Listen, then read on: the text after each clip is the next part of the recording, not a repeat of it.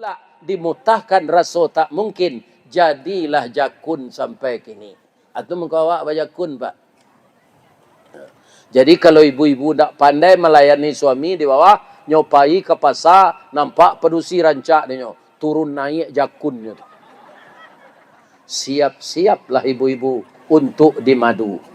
Lah itu dah ngah ibu tu. Ya kan? Siap-siap. Tapi kalau ibu pandai, ndak kata tinggal ibu dia. Percayalah dengan saya.